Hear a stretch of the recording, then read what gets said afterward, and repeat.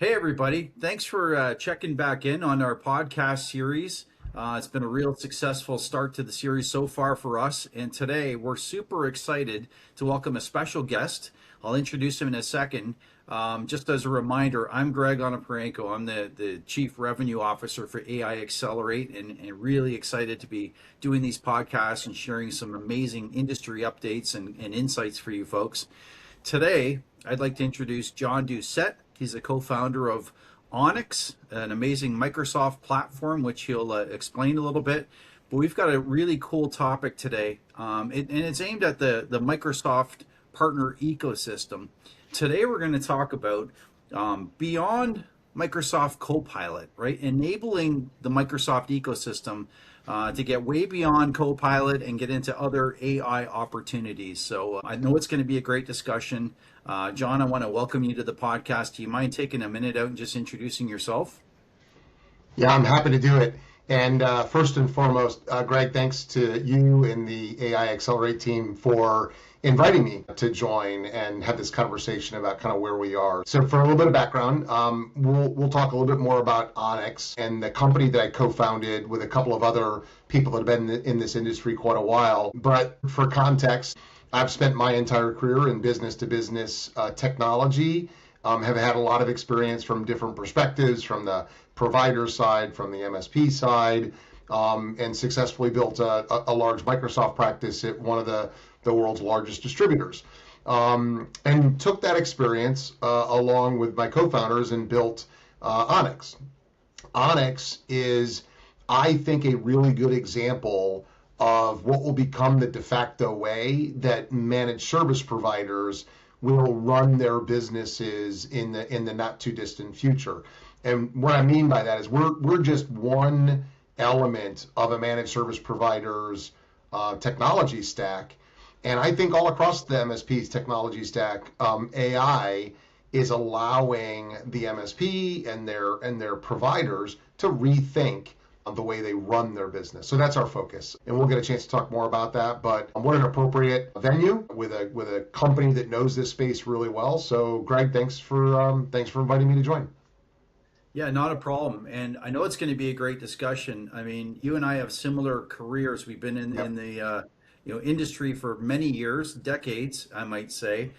We've both spent a lot of time with Microsoft partners, and especially yourself. You've got a much richer experience in the Microsoft ecosystem. So, and there's so many partners and Microsoft customers out there that I know a lot of people are going to benefit from this discussion. And so let's jump in. So what I wanted to talk about was, Copilot has been a huge focus for Microsoft and its partners and its customers for a couple of years now, and I know they're getting great adoption and traction in the channel. What I want to dive into today is from a partner perspective and customers, is Copilot enough?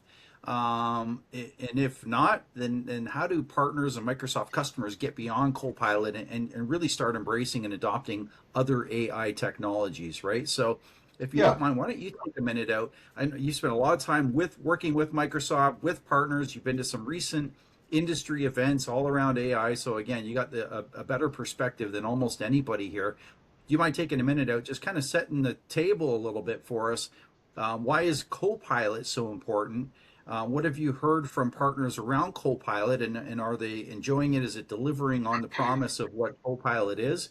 And then we'll get into maybe why some partners are stuck with Copilot and can't get beyond it. Yeah, I think Copilot's a great place to start a conversation about AI in particular in the Microsoft ecosystem.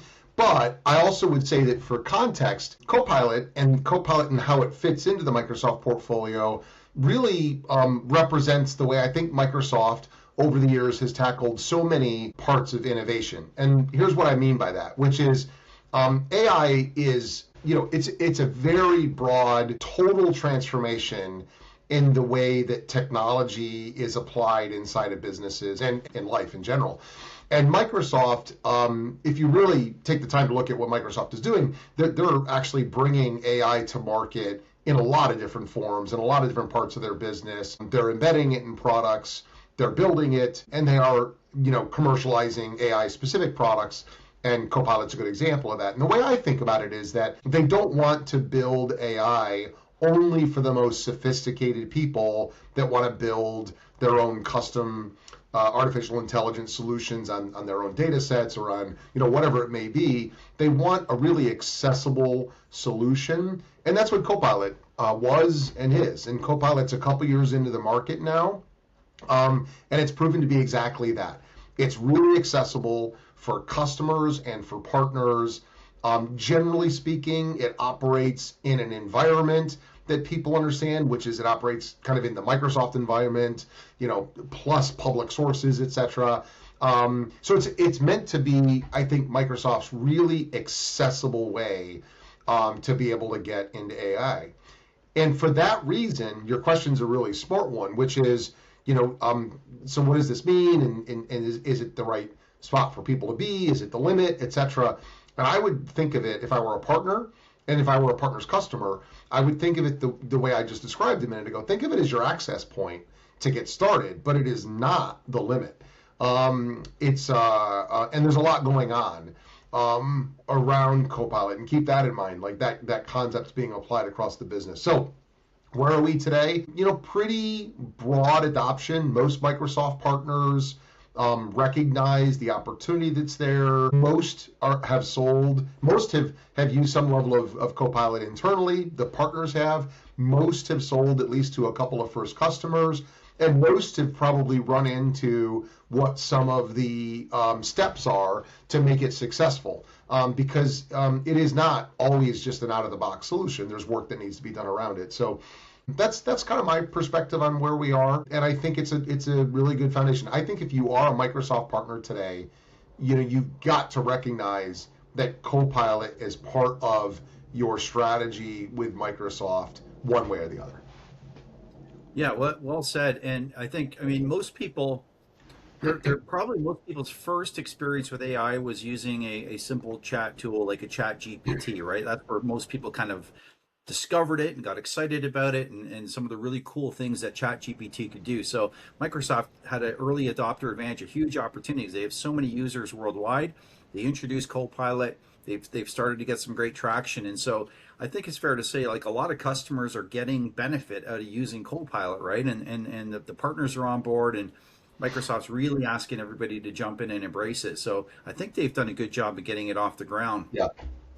A couple of years into this, every day there's new AI companies coming out, some really big players, lots and lots of startups.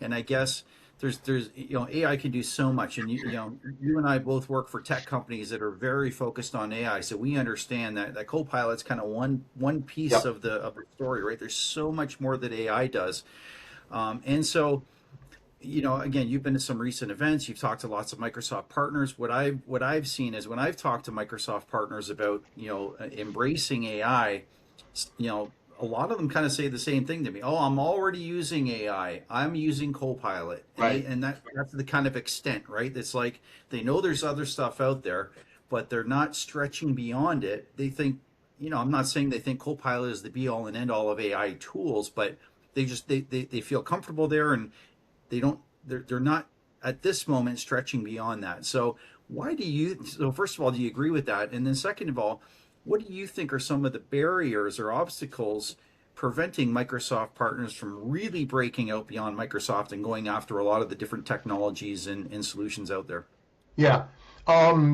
It's a really good observation. And I don't stress too much about it, because I think it's just part of the natural adoption cycle of something that's such a brand new technology. Probably not a perfect analogy, but it's a little bit like the internet boom, which is now 20 years old, that a lot of companies at the time said, well, I'll just build a website and I'm done, right? Like I'm all set. The equivalent of that today is kind of saying, like, well, I've got Copilot, so I'm all set, right? And look where we are so much later, between the way that people think logically about how you show up online, e-commerce, the concept of of search engines, the concept of mobile. Like so the idea of just build a website, we're 20 years past that. 20 years from now, we're going to be saying the same thing about Copilot, and I bet you'll be a heck of a lot faster than 20 years from now. A couple of years from now, we'll be saying Copilot was awesome because it was my on-ramp to kind of get started. So what do I typically tell people? There's two things, and I say this a lot because it relates to the business that we're building at Onyx. The first thing I say is understand the difference between kind of generally applied AI that kind of allows you to get answers to things or build things or create things from a really unstructured or wide set of data. Understand the difference between that and the type of AI that gets built on very specific data or very specific, work processes, because you can control when you build AI correctly, you can control some of the risks that people hear about releasing something like Copilot on all of a company's data. So you hear about the risks. They're like, well, if you're going to buy Copilot, you can't just release it to everything. You've got to do a lot of data governance. That's a true statement. But there's also the other route you can go, which is build things that are really specific, that focus on a prescribed data set and a prescribed outcome you're trying to get to. And that's very much what Onyx has done.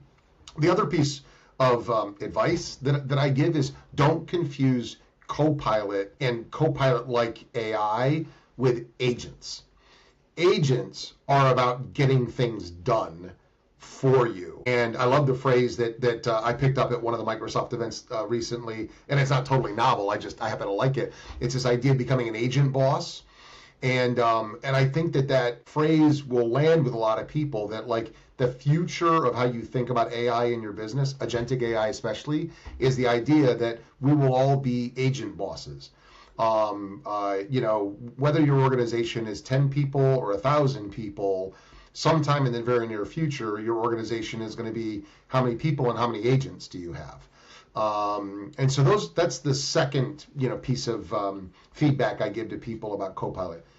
First, don't confuse generally applied Copilot AI to like specific data set type of AI. Don't confuse those. They're very different and very powerful depending on how you use them. And don't confuse Copilot with agents. Very good. Yeah, that's a nice segue. So one of the I saw a quote recently. It was a couple of months ago, I think, from somebody really senior at Microsoft, and basically what they said was kind of to your point, right?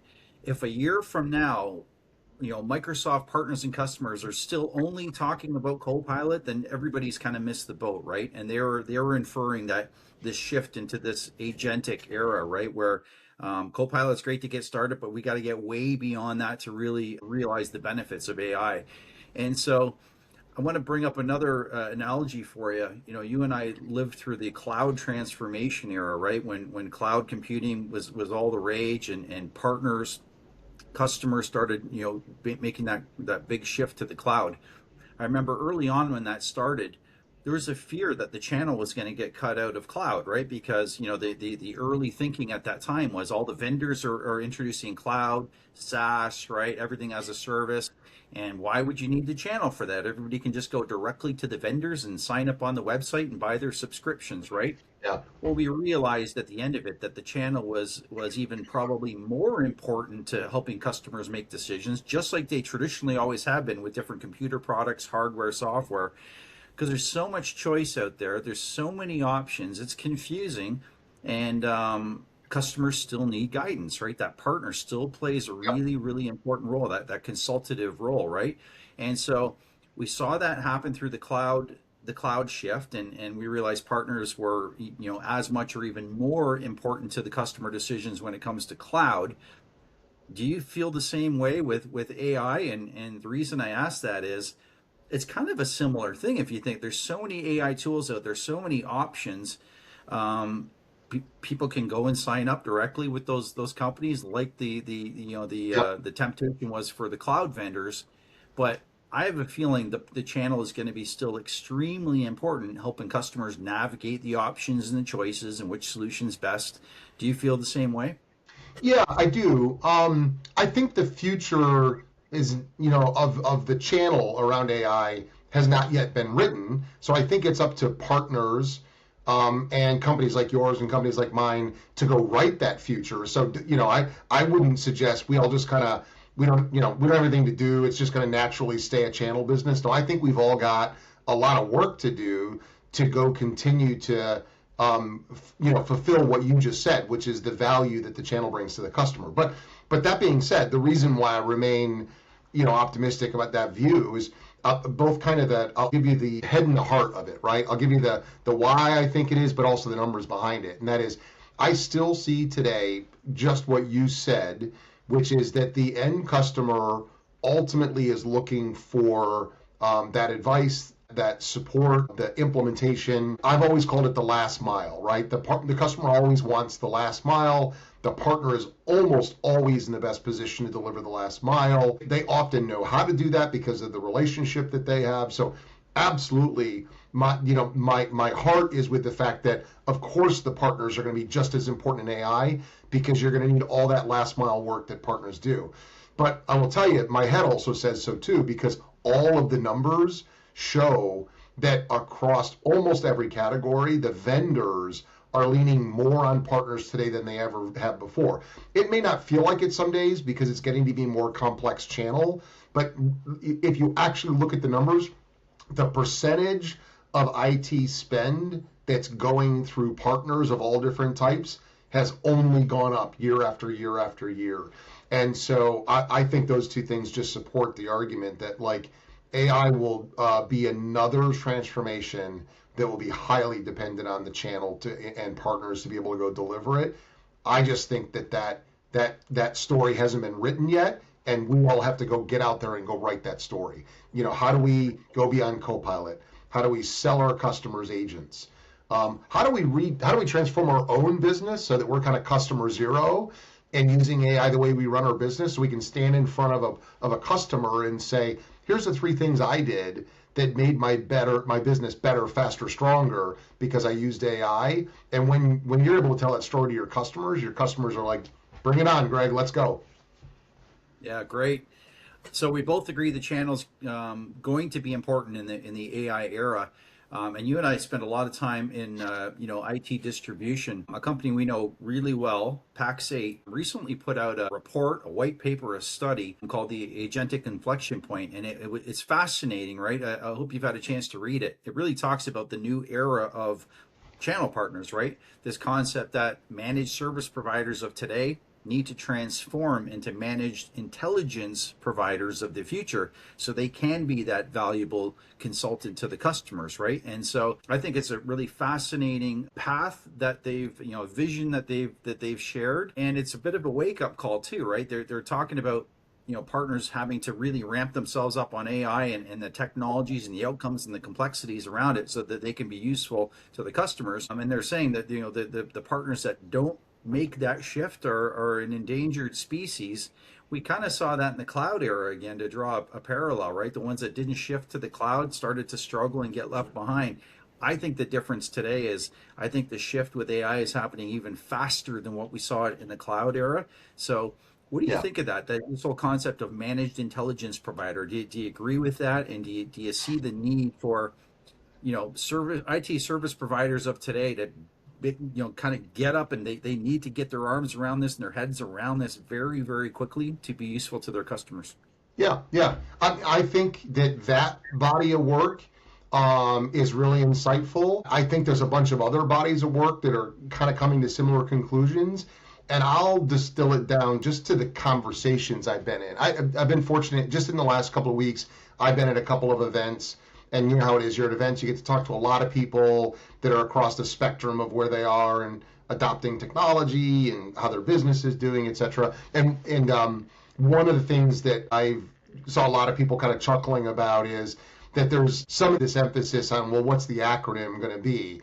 And most people I've talked to, and I'm in this camp, I think that's fun but not really relevant. Like, our acronyms are going to change, et cetera, et cetera. The more interesting conversation is what's happening, like what's going on underneath it. My take is that AI is the thing that we're looking at because it's the technology that's changing. I actually think the transformation is actually about the idea that anybody that's providing technology solutions to businesses are on a multi-year macro trend that if you're going to be successful in providing technology to a solution or to a company or to a customer, you have got to transform to being somebody that is actually delivering a business outcome for that customer. And the idea of what the business outcome is also evolving. So what you had to do in the past was provide technology, describe to them what it could do, and they owned getting to the business outcome. Well, I think that those days are almost over. Anybody providing technology knows they have to take some accountability for making sure that the technology delivers a business outcome. And I think AI is just going to put that on rocket fuel, where if you're going to be a successful provider of business-to-business technology, you're going to have to get closer and closer to the business outcome that you're driving. And so I'll use agents as an example. In a world of agentic AI, that means you may, a couple years from now, not be selling all the hardware and software that delivers an outcome. You may be selling an agent. If you're an MSP or whatever the acronym is at that time, you would have sold hardware and software 5 years ago, and 5 years from now, you're selling an agent to somebody because what they want to buy from you is a business outcome.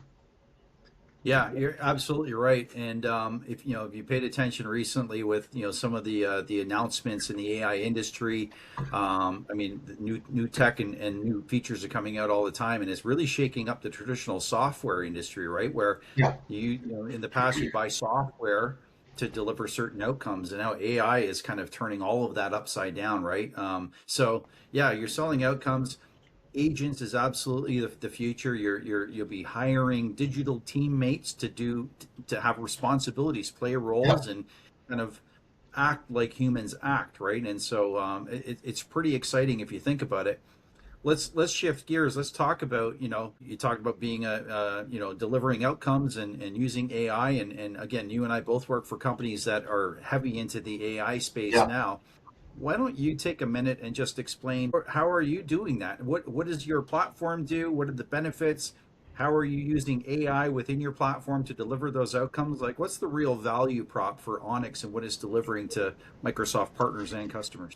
Yeah, and I hinted at this a little bit earlier, kind of what I described what Onyx is, and you said it really well. I mean, because at our core, we're a technology company with a really clear mission that our customers are the partners that are adopting AI inside their business. So let me strip that back a little bit and explain. So what Onyx did, a group of us got together and recognized that we could build truly the world's first, deepest, and only really, really, really true, rich Microsoft knowledge base. And there's a reason we picked Microsoft, and I'll come back to that in a minute, but we built a really, really, truly rich Microsoft knowledge base, which represents that idea that I talked about earlier about having a really specific data set that you want to go focus on when you apply AI to it. So we built it by having all of the smartest people that know it and a really close relationship with Microsoft to be able to get 20 years of all of the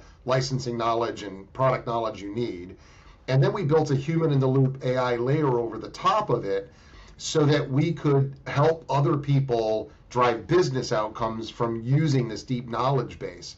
And the three business outcomes that we're driving today for partners that are adopting our platform is they're totally rethinking the idea of what a licensing help desk is. Every partner that I've met so far, they defined their licensing help desk by the depth of the knowledge and expertise of that one guy or one gal or three guys or whatever, however big their business was. It was a function of how many PhDs they could have on team to be able to do that kind of stuff. I happen to believe that is entirely changing, and AI now allows you to put that level of depth of knowledge in the hands of all of your customers and all of your internal stakeholders.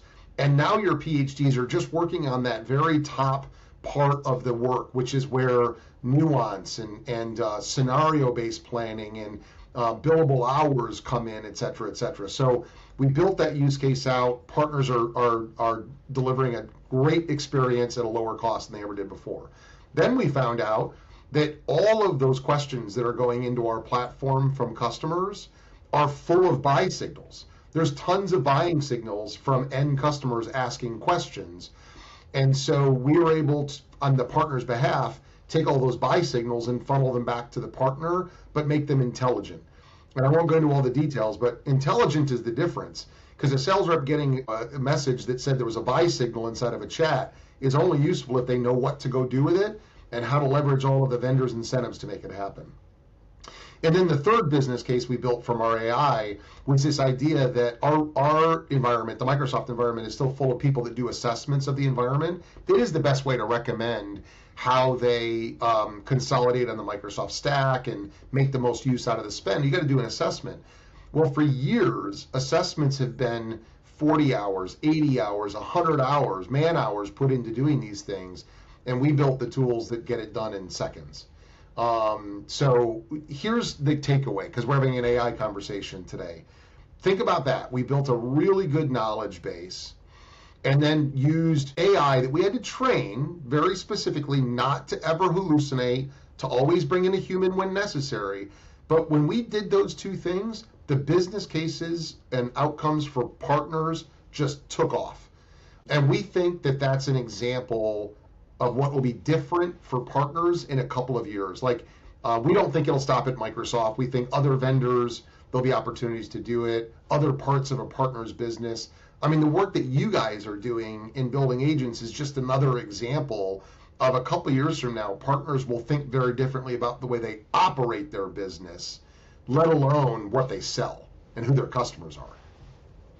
Yeah, great. And I love the sales lead example of what you explained, right? Like you've got a very powerful platform that literally gives excellent, articulate, accurate answers that can be fully trusted to the customers and partners asking the questions. But I love the fact that you're also, while you're capturing all the inquiries and the conversations that are going on, you're flagging sales leads to make sure that it goes back to the partners for sales opportunities where they can go follow up and upsell, cross-sell, etc., right, to drive more revenue. So I think that's really great because, again, in the past, you had to count on smart people who were listening properly to catch those leads.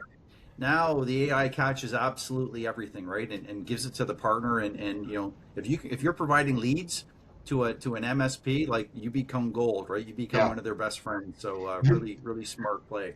This happens because, you know, the team never loses sight of who the customer is, which is it's the MSP. That's who we're trying to help make their business better.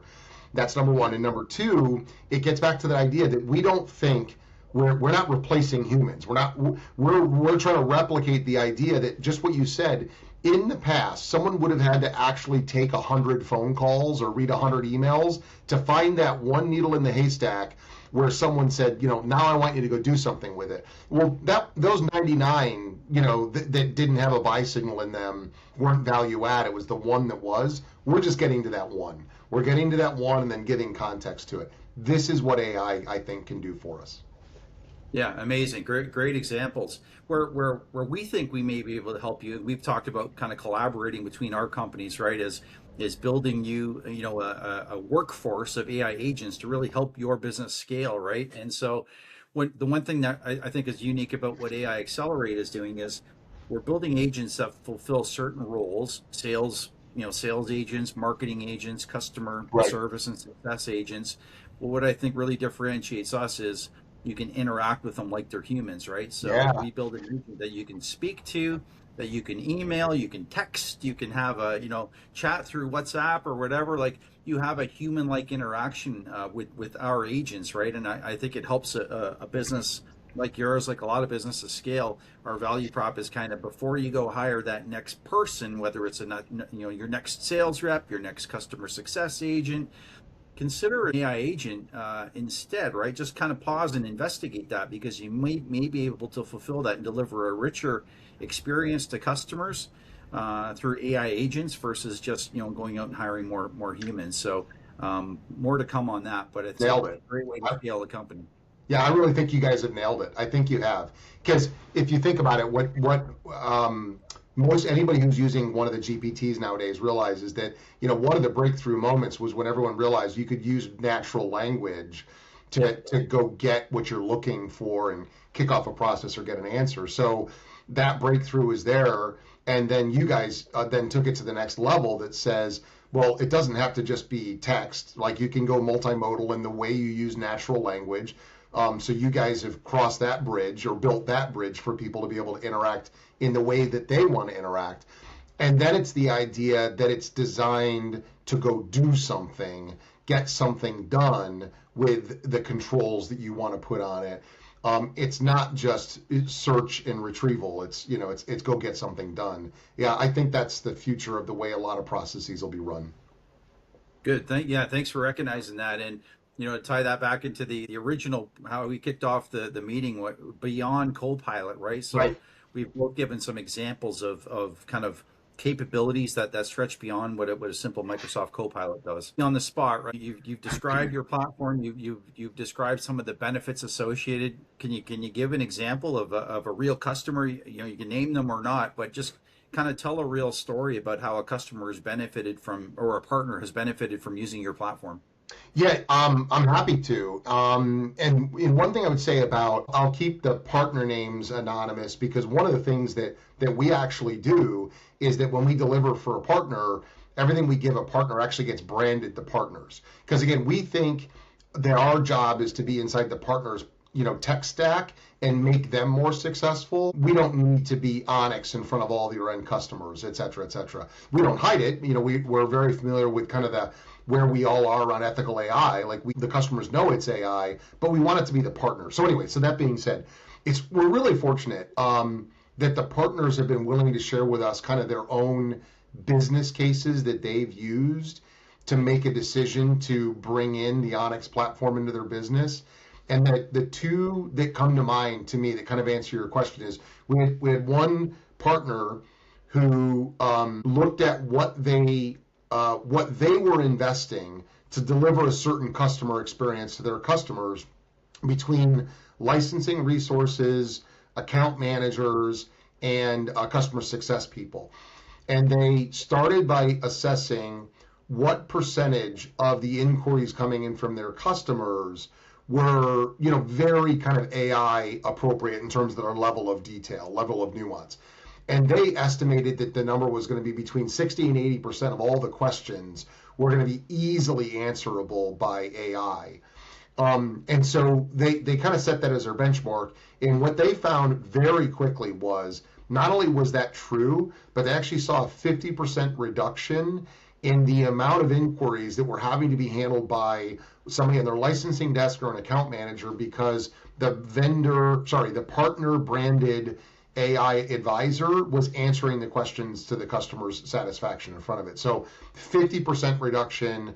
And I think that's just a start for them, because in these cases, they've only been using it a short time. And then the other was somebody who specifically said, I've never believed I could go win. The partners, CSP partners in particular, I think have felt like there was a ceiling on how large a deal they could successfully go pursue.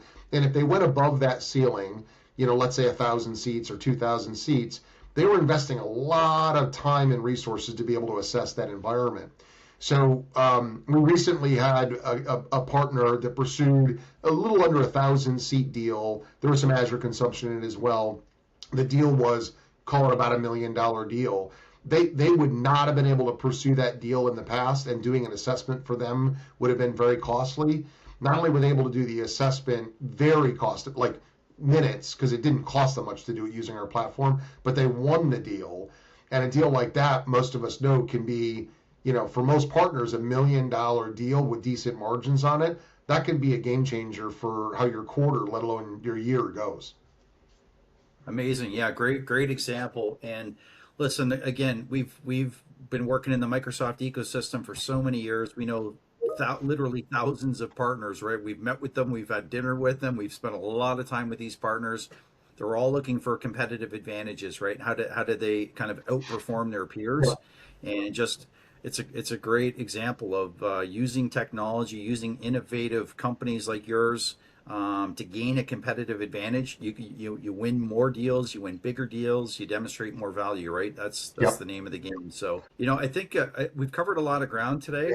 It's been a great conversation. Congratulations on getting your company off the ground. I know you're off to a great start already. You're making a great impression on the partners out there. As we wrap up, for partners that are listening and maybe want to learn more, can you explain how they can get a hold of you, your contact information? How do they get those conversations started with Onyx?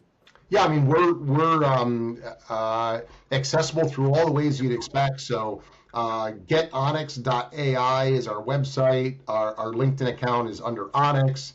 You can reach me through LinkedIn. I know that in your webinar you post names. So you can get the spelling of my name, and it's either on LinkedIn or it's John Dusett at getonyx.ai. But I would also say, if you follow us on LinkedIn, you'll see the stuff that we're publishing, the work that we do, the partners that we're celebrating there, et cetera, et cetera. I would love to talk to partners about what's happening in this space. So that's the easiest way to reach us. Excellent. Well, we really appreciate you being a guest here. And again, thanks to the audience for checking us out. This is the AI Xccelerate podcast series. So thanks for tuning in again. If you want to learn more about us, you can always go to our website, AIXccelerate.com. Look me up on LinkedIn. I'm happy to have a conversation with you. And we'll continue to bring you great informative podcasts in the future. So stay tuned. John, thanks again. Congrats on your business. And it's been a real pleasure having you on the show. Thanks to you and the whole team there, and congratulations to you guys as well. I think you guys are really building something. By the way, not only does it fit perfectly into the vision that Microsoft has laid out there, but I think it fits perfectly into the vision of kind of where MSPs are going in general. So congratulations on what you guys are building. Thanks very much. All right. Cheers, man. Have a good day. Have a